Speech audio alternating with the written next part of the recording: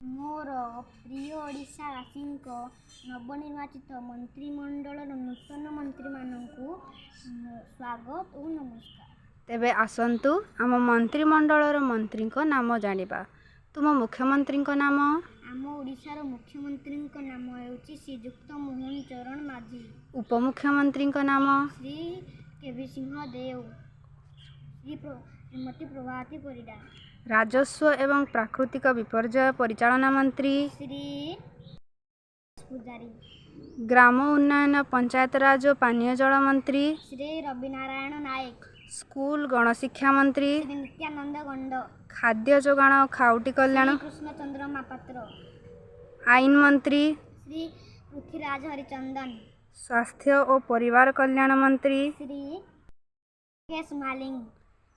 वाणिज्य और परिवहन मंत्री? श्री भूषण जेना। गृह और नगर उन्नयन मंत्री? कृष्णचंद्र महापात्र। जंगल परिवेश और जलवायु परिवर्तन मंत्री? श्री गणेश रामन सिंह खुंटिया। उच्च शिक्षा और क्रीड़ा मंत्री? श्री सूर्यवंशी सूरज। समवाय हस्ततंत्र मंत्री? श्री प्रदीप बल सामंत।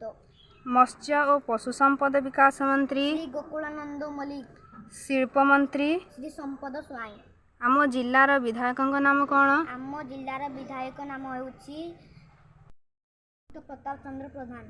नमस्कार।